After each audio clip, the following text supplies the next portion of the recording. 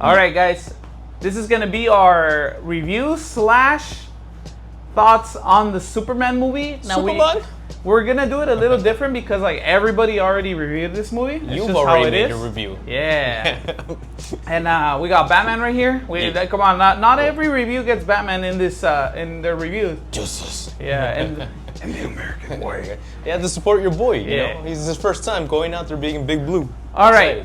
Big Blue. I like that. It reminds me of Piccolo Big Green from the Ocean dub of Funimation. Team 4-star? Yeah. Anyways, so like we said, people already did the review. Like even my mom, like she posted on Facebook a review of it. Everybody already did it. People are excited. Yeah, people are excited. That's what we want to hear. Now, you know me, like even through the dark times, I've been a Superman fan. That's like.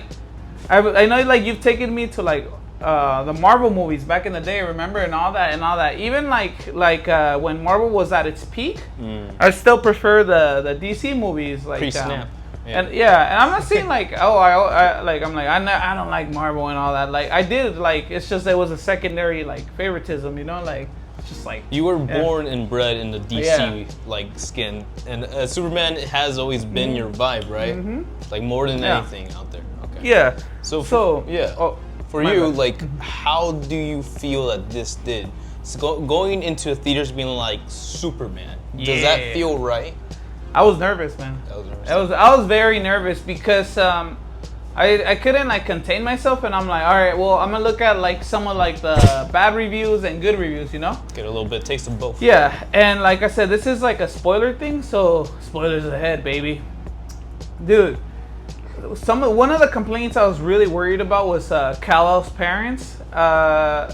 What's it called? Kryptonians. Yeah, the Kryptonians. And their message. And like they said that the Justice gang was like bad, and Hot Girl specifically, hot girl, man. She's very hot. She's a nice young lady. She's my Dora any day. Well, like she's played Dora. That's Is she why. Dora? Yeah, she's Dora the Explorer. No. Yeah, it's crazy. Okay, that's pretty cool. Yeah, so, she was pretty cool. Yeah, she was pretty. Most of the girls are pretty. Anyway, so yeah, so I was very worried because like a lot of the story beats, like even like Crypto not really being it's his cousins. Right. I was worried about all of that, like legit, because as of this, like right now, like I've loved like Henry Cavill Superman. All right. Like you know, I've been with that fool through thick and thin. Yeah. If anything, at the end of the day, he looked the part. Like he put in his part of the deal. I don't think at any point it was Henry Cavill's fault that kind of like jumbled around, but that's what he was given. So like, first of all, I want to cover the Kryptonians like message to Superman, right? And why it in this thing makes sense, because I went with a super clear mind. So in this universe, it makes sense because Superman is choosing his real parents over his like foster parents at first. It's what it feels like, because if like you like I guess like pay attention to it, it's like he finds that soothing. Yes. In the beginning of the movie, they say, "Oh yeah, like Superman finds all of his parents' messages like soothing, right?" Robot number 4 keeps on. Robot number 4 is a joke. He says, "Oh, he finds it soothing," and then they play him the original message. Yeah. And you see him on the table, kind of like muttering to himself, like what it means in English and all that stuff. So it was a really cool minute to see like how much that meant to him, because that again like. He is this random alien, and for him, the only thing he has left of who he really is his parents. So that's why that means so much to him, and like I didn't even get to see that like as often, but like seeing it here, it kind of does bring home the message of like, okay, this means like this is like super like internal, like this is some serious stuff going on. Yeah, so like it's almost like a little traumatizing to him. Like traumatizing is the word I was going for. No one's really mentioned that online, but yeah. So like the whole point of that is that like it works for the story, because like when you jump forward into the story, when they're like wanting to destroy his reputation, you see that like like the other message gets recovered, and then like it really says like, oh, like take over the people of Earth because like they're not that smart and like breed as much as you can. Yeah. So we can repopulate a new Krypton. Save the Kryptonian gene. Yeah. Start your super harem. Your super harem. Yeah. It's that pretty was funny. great. Yeah. Like I just hear like some guy in the theater scream when he says harem. Super. I want a super harem. And then freaking Green Lantern, a guy or whatever, he goes like, "Yo, man, you got a super harem?" Yeah. It's like, but it does make sense because it's the idea of like, if you really want to simplify things, just thinking about how AI has grown and where AI is going, and that's the same idea of a superhuman power. Just kind of keep on spreading the seed and just going from there. And something that really got me in that part too is that I recently found out that Superman was created by two Jews who were fleeing away from the war and all that stuff. They were like, they were hurt by the war. They had to leave, and then they had to create like this new narrative, and they took the loss of their planet, their hometown, everything that was burned, and they made that Superman. So kind of like seeing that reflection kind of made it, for me at least, hit it hard of like, that's rough for the dude who has like history and thinks it's, we're here to do good, and then to kind of put in that tint of negativity to really like make you feel like, well, who am I supposed to be, or do I even want this and all that? So crazy. It's pretty intense, Crazy stuff because like even though it's like an anime channel, but you're right, most of the good stories come from like traumatizing events, cause like you said right now, and then like how like Japan like made the mecha because like they got bombed, and that's their way of going like, oh yeah, if we had all that stuff, like it's their protector and stuff. So Godzilla was the original idea of the destruction of war. So it's crazy, but and like so it plays into that part where what is it I forgot the name right now because I'm pretty hyped. Justice League or no his parents. So Superman's parents. It's just like procreate, take over, like, and rebuild our new world right there. That's the reason we sent you. And see, that was the point though, like that he was so invested in his real parents that when like the whole like twist comes, like he feels intensely bad because like you said, like this is a really nice Superman, so it really does affect them. Even though the movie is really fast, I still got it. Like it's just like, all right, like I get it, and that's the whole point. That by the end of the movie, he accepts his human half. It's human. Yeah. So they were complaining about that, right? That was the first complaint. I feel like it worked for the story, and like, and this is a new world too. So like the one thing that like people were like really mad about, like for that, is saying that the Superman symbol is their house, like kind of like Harry Potter, where it's like, oh, Gryffindor and all that. Yeah, so like the Superman symbol is the house of Jor-El or whatever. Jor-El. Okay. So the people complaining are saying like, oh, well then the Superman logo doesn't mean hope then. That's their number one complaint. Now, I don't know because I just saw this movie once. Do their parents have the Superman logo too, or they're just wearing white clothes? I believe they're just wearing white clothes. See, that's the thing though. I feel like that Superman logo was made on Earth. It's not a Kryptonian in this universe. Like, even though, but then again, like Sasha has her name? The Supergirl has it. Karen or Kal-El or whatever. So I don't know. I feel like they're gonna do something with that. I don't know. They have to address that in the future. I'm letting it like slide. I think it makes sense for the house because back in the day we used to have crests. A family crest would be for your household, and it would make sense that one of the highest Kryptonians, Kal-El, would have a crest for them. So it kind of makes sense. Yeah. I think for the point that people are getting salty about is that they feel like, the symbol is corrupted. Yeah, the symbol's corrupted. Yeah. When you think about it, then you should feel exactly how Superman feels. Yeah. So that's almost like, come on, man. Like, it kicks in, and I think, honestly, it's irrelevant because this alien symbol is now on Earth and is being represented by Superman. So whatever he does, just like Jonathan told him, like that was a great speech, by the way. The father moment, because like he's just a guy. He's just a guy who's been farming and like he's just knows life. Yeah, very good. He can't fly, but he gives him the basic like it's like, yo man, what you do is what defines you. Right? Yeah. So while he's flying around saving people, then yes, that S means hope to us. Yeah, it translates. So I feel like it worked, man. I think people are just like over complaining it. I know that maybe like those fans that are reviewing like the Superman movie and going like harsh on it is they're like deeper fans than even I am, you know? Maybe, yeah. So I was able to accept it, right? The Justice Gang, man. It's a cool name. Very good. Very good. Very cool, yeah. Freaking Green Lantern was awesome, man. His bowl haircut. I remember like 5 years ago, like I used to rock a bowl haircut. That's like, pretty good, yeah. Very good shit. Before Mob Psycho, yeah. Yeah, before I predated Mars. The only thing I will say is that I did get very strong Chris Pratt vibes from Green Lantern. Yeah. It works for the movie. Like, it's really funny in those points. And like that's another thing too. Sometimes the James Gunn humor gets in the way of like the emotional beats.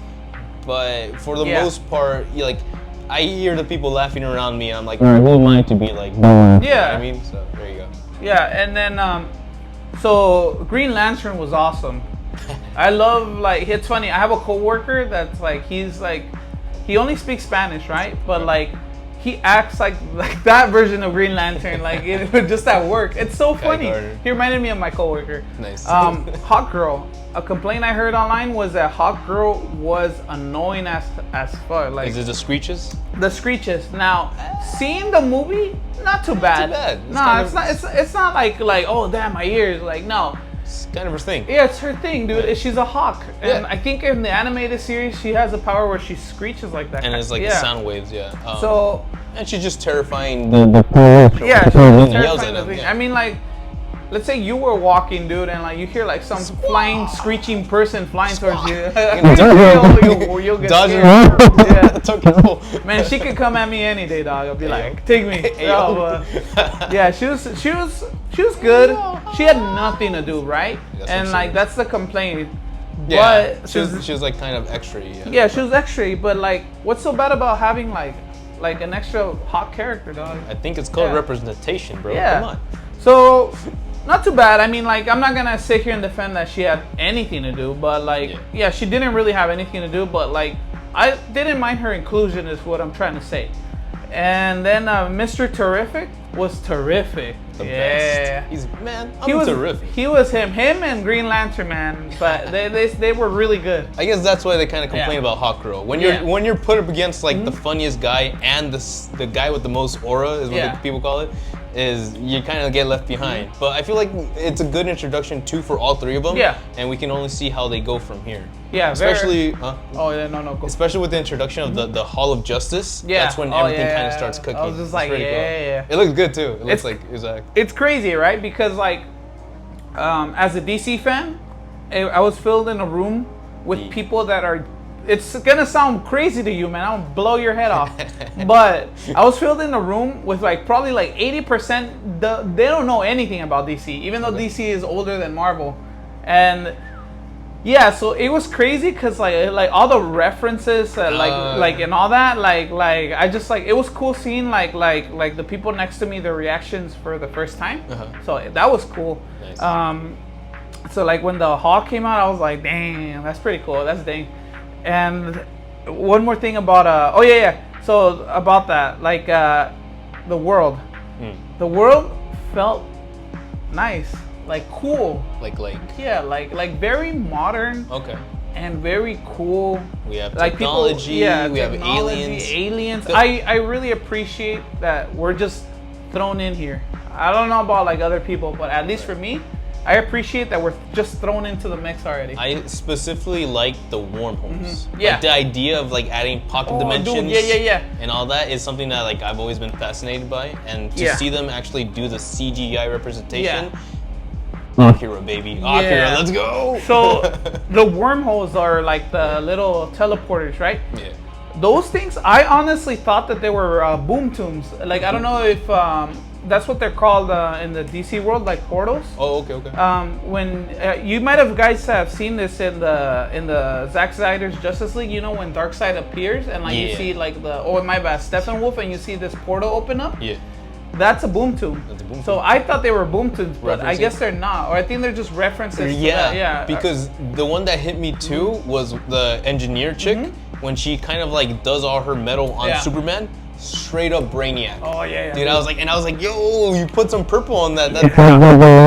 Like that's the new Thanos. That's like the end game. No, sorry. That's like the Thanos of the Justice League. I can see that being that, you know. Dude, like now that we're on the engineer, so we can move it on. Engineer was cool. Oh yeah, you like I liked her. Her little nanites. Yeah. Are awesome. Like it's pretty cool because like in a world where like Marvel has burned out the nanotechnology like already, with Iron Man and basically from Avengers Infinity War forward, everything's nanotech and it's like pretty annoying. It's overdone, I guess. Overdone. Oh yeah, because even Black Panther has all this shit. The thing is that like James Gunn does a good job visually representing everything. So when she's absorbing the information from the Kryptonian like mother computer or whatever, like in the Fortress of Solitude, you see the data. Yeah, you see the data and her brain. Yeah, and her body expands and like all the information. Visually, you see that the information is getting taken in, and like the nanites that she uses to like choke out Superman. Oh, that was good. To see like he did it in a way where you're like, yeah, this idea is burned out, but he did it good. Like creative. I was just like, creative. Akira. I'm just excited. The CGI is getting there, and I'm just like really excited to see where we go from there. I feel like, really quick, tying it back to anime, that with this, it's opening more the gateway to actually start getting anime movies. And I think Hollywood is gonna start making anime movies pretty soon. Because like I was as an anime fan since like basically the early 2000s. It was, even though I don't like Demon Slayer, like I said it, I don't really like it. But even though I don't like it, when I saw it in the IMAX theater playing the trailers, it was crazy. It's like we've lived through anime being like the stupid thing, like that people would like be like, hey dog, like why are you watching that shit? The horniness hentai shit. The horniness like era. Like people like starting to like it. It blows up. Like Netflix we see it adopting Attack on Titan was a big one. Yeah. I remember when like the freaking when they were barely playing like anime movies in theaters, they played Naruto the first movie. Back in the day. We had to drive out to like we. Oh, you're back in the Naruto. No, back. Yeah, like I'm talking about like really back in the day, like and it's just crazy because it was only like 10 people in the theater, and now they're playing it for literally like for the premiere of Superman. So yeah, it's insane, man. Like how we got to make a video on that one day, but yeah. Anime Expo, just huge compared to what it used to be back when we started. Just completely shattered expectations. They own Los Angeles at this point. Real talk. So, anyways, back to Superman. So, like, now let's like talk about Superman now as a final character. Okay. So, Superman is incredibly underpowered in this movie. Like, for a reason though. I feel like he's still super. Yeah. He's just not like Man of Steel super, like where like this fool can literally like. That's why like Zack Snyder killed him off right away because like he's too strong in that world. And it makes sense. He's Superman, right? But like for the context of this like new universe, he had to underpower him because like basically nerf him. Because how are you gonna have other stories with this? Would just gonna be like, oh, I can hear across the world. I'll be back. Yeah. You know? Okay. So I was thinking like some of those tropes. I was kind of wondering if they would pop in. Yeah. And I'm glad that they didn't. And also like to start from there. I like how they start you off from the beginning, because not only do they not tell you what he did in the third world country, like, or how long or he's been doing it or whatever. They just show you like that he is in a bad position right now, and he has to kind of go from there. So from the very beginning of the movie, you start from the bottom and you start building. So that really helps to like make you feel connected to this character. Yeah. And that was like very smart of James Gunn to underpower him, so you can connect to him and like so they can allow other characters to breathe. Because it says, even though it's a Superman movie, they said, hey man, this is a new universe. It's a universe. Yeah. And so he's underpowered, right? Which like grounds him more. Yeah. Like, but not like too underpowered that like, oh, you know. He's so Superman, a theory I had like that. I was thinking that like maybe why he's underpowered in the movie at the like before like the movie came out was that like I really thought that maybe like they were gonna bust something like a Bloodlad, like where like, you know, in Bloodlad, like he's like an OP vampire, right? But he has a bullet in his heart that's preventing him from being OP. Yeah. I thought maybe he was gonna have like some kind of kryptonite inside of him, or like how Batman in the Injustice games, he has like a weaker version of a kryptonite. I forgot what it's called, like a red, like I don't know. Red sun. Yeah, like a red, like a mini red sun. I thought something like that was gonna be underpowered, but no, it just turns out that he's actually just like this is a new version where he's not like OP. I think he's just learning the ropes at this point. He's like learning the ropes. Honestly, if you want to get super like analytical with it, maybe he's just having like mental issues. Yeah, like his heart's not 100%. He can't really pull full power. Yeah. He's dealing with a lot of emotion. Yeah, you could tell that in the beginning of the movie that he's like emotionally unstable. And like I want to make this clear, right? This is following basically Spider-Man No Way Home trilogy, where like in the first Spider-Man, like he's like not like very like well developed, and like he's making a lot of mistakes and everything, and like people want him to be straight off the bat Superman. And this feels like Spider-Man Homecoming, like where he's like not that good at everything. Right. Yeah, so learning things, trying to get used to it. So by the time the third movie rolls in, that's when we're gonna get like OP, Man of Steel basically, yeah. So Superman, very good. David Cornsweet was awesome. Because we went in a group, but I'm like the girls that like were with me, they were like big fans. Big fans. They're salivating over that dude. Even though he doesn't take his shirt off, he like with the scene where Lois and him are making out. I was just like, all right. It's the romance between them is really well done. Yeah, it's really well done. I think it's because they start you off kind of like big, like fighting each other, but it's all a joke. Yeah. So like it kind of like makes you, I don't know, you root for them. That shit was funny. Because they were kissing for a minute, and like he was even kissing her neck, and I'm like, damn, he's eating her up in front of us, he's dog. Doing it, yeah, so very good Superman character. His powers, he has everything, but like scaled down, like X-ray vision. It looks like he could only do it here and there. The frost breath, he could only do it like here and there. And like the laser beam, which I was surprised because when he was like struggling, he didn't shoot lasers. Yeah. Up until the very end when he got the main like dudes, you know. Well, actually, did he ever shoot lasers until that point? No, he didn't shoot any lasers. I think his opponent hit him first, and he's like, I could do that. Yeah. So I feel like maybe that is him kind of like upgrading. Because I was thinking, getting to use his powers. Yeah. When like Ultraman had Superman pinned down, in my head I was just, dude, just laser beam him. Yeah. But he doesn't do it, and I feel like it's the same thing where it's just like he has to use it sparingly. Like, it's what it feels like. It's not explained in the movie, but that's the idea that I got it from, right? So very good Superman. I liked it.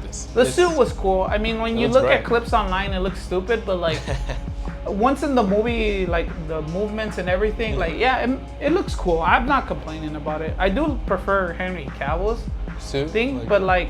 Did you like the underwear? The trunks? Yeah, it's fine. Yeah, it's cool. It's fine. I think they're well enough designed that they don't get in the way, and like by the time he's doing Superman stuff, you're like, all right, well he's out there. Speaking about underwear, the only time it threw me off was when like fucking they kicked Superman in the nuts. I was just like, it threw me out of the movie. I was like, what the fuck? I mean, well, you gotta assume that's Lex Luthor. Yeah, it's like Luthor. Yeah, being an asshole. Yeah. Speaking Lex of Luthor, Nicholas Hoult.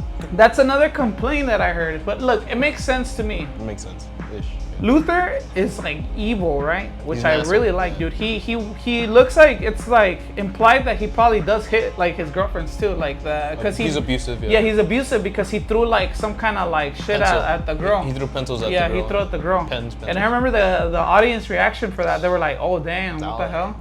Yeah. Pretty bad. So one of the complaints is that like he cries. Oh. And look. Oh, the guy next to me was laughing. Yeah, so to me, he even says that he's full of like apathy and fucking envy, greed. Yeah. He has all these emotions, right? Yeah. He's an angry person. Yeah. Now, if you're like salty crew. Yeah, if you're like fall that low, just in general in real life, if you let yourself fall that low, let's say like your coworker, you envy him and you keep on falling and like he does something that everybody like goes like, wow, like, you know, like that, you're eventually gonna break down. I feel like. Well, that was his breaking point. Yeah, it's just his breaking point. Because he almost destroyed the universe just to get at this guy. Yeah. And this guy came back around and it's like, dude, stop being an asshole. Yeah. And that's kind of what I really enjoyed about Superman as a person too, is that at the end of everything, he doesn't just like beat his ass up. He goes like, Lex, you don't have to be an asshole. Like just don't be a dick. That thing from Ant-Man and the Wasp when like the what's his face, MODOK is on the floor and he's all like, how do I become good? Just don't be a dick. Yeah, it's so stupid, but but it's the same thing, just in a different context. But it's for him. I think it's just the idea that like since he's so corporate and money driven. It's just for them, they feel like at the end of the day, capitalism has proven that they can do whatever they want. So again, kind of like introducing this patriot of like kindness to just step in and be like, come on. Yeah. It does wonders for us. Yeah. So I like he was so full of anger that he cried. Yeah. Yeah, it like mimic. Well, it doesn't mimic it, it's but like stress too. Yeah, it's the stress. It's like that one like painting where I don't know what the painting is called, like the Fallen Angel or whatever, where he has his hand like that, and you see the hatred in him crying. Okay. They did that in a reference in Star Wars where Anakin is like Anakin. like that. Yeah. So that nice. Good call. That Luthor was like. It was like you could tell he's full of anger, like you know, and like I really did like that because if you're gonna be like a villain to Superman, you're gonna have to hate everything, even life itself. Yeah, you could tell. It shows you how pure evil he is. Yeah. And so like you don't just buy that he is like dangerous. Yeah. You buy that you don't know how dangerous he will get in the future. Yeah. So, wait, what time is it? 10, 11, 1. All right, we're gonna wrap it up then. All right, now we're gonna come up to the final wrap up of this video. Let's do it. The whole movie as a whole. Yeah. Do you want to go first? Okay. James Gunn comedy sometimes hits, sometimes it doesn't. For the most part, it did. All the supporting characters, I think, do a really good job of fleshing out the universe. Even like the non-superpowered people. I really like how they brought out Clark Kent. Not just Superman, because he does all the cool super stuff, but him being like underpowered and all that brings out his humanity. And I think more than anything, we need that over the guy who punches people. So I'm super into this. Super down. Super down. Super recommend. You could even say it's a little terrific. A little.